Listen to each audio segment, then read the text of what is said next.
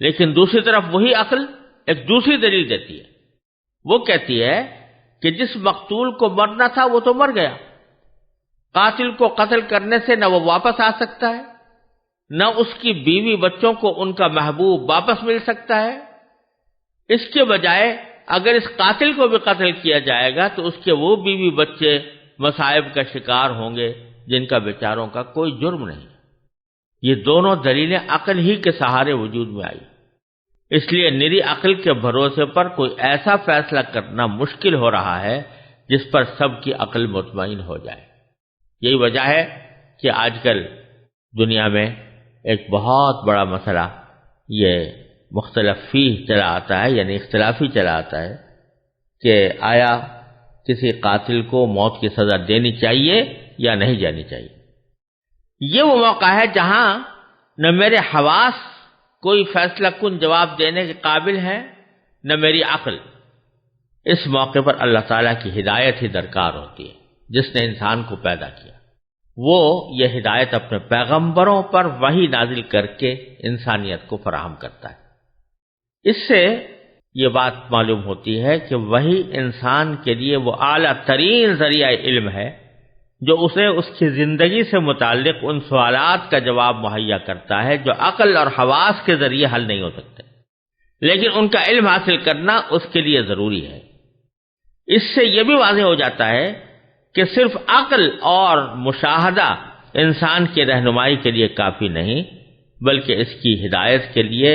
اللہ تعالیٰ کی طرف سے نازل کی ہوئی وحی ایک ناگزیر ضرورت ہے. اور چونکہ بنیادی طور پر وحی کی ضرورت اسی جگہ پیش آتی ہے جہاں عقل کام نہیں دیتی، اس لیے یہ ضروری نہیں ہے کہ وحی کی ہر بات کا ادراک عقل سے ہی ہو جائے، بلکہ جس طرح کسی چیز کا رنگ معلوم کرنا آنکھ کا کام ہے، عقل کا کام نہیں، اسی طرح بہت سے دینی عقائد کا علم عطا کرنا بھی عقل کے بجائے وحی کا کام ہے، اور ان کے ادراک کے لیے صرف عقل پر بھروسہ کرنا درست نہیں. جو شخص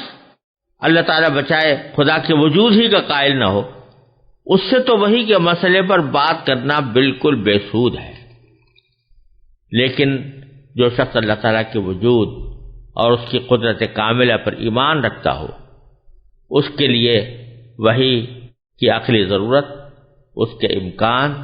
اور اس کے حقیقی وجود کو سمجھنا کچھ مشکل نہیں.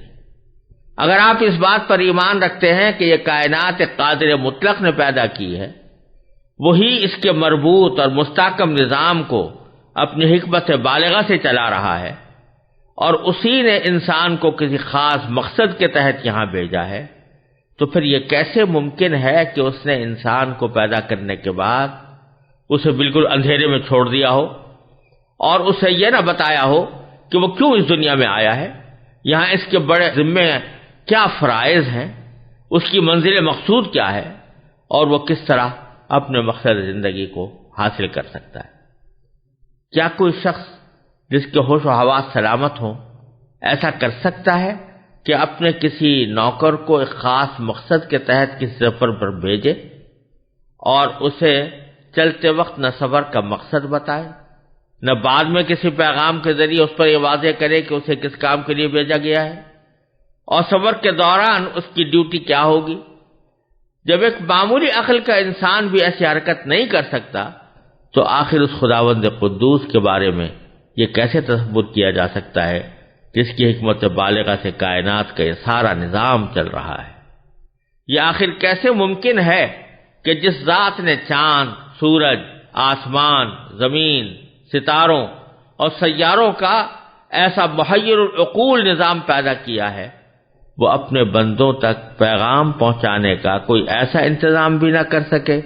جس کے ذریعے انسانوں کو ان کے مقصد زندگی سے متعلق ہدایات دی جا سکیں؟ اگر اللہ تعالیٰ کی حکمت پر ایمان ہے تو پھر یہ بھی ماننا پڑے گا کہ اس نے اپنے بندوں کو اندھیرے میں نہیں چھوڑا، بلکہ ان کی رہنمائی کے لیے کوئی باقاعدہ نظام ضرور بنایا ہے. بس رہنمائی کے اسی باقاعدہ نظام کا نام وحی اور رسالت ہے. اس سے واضح ہوتا ہے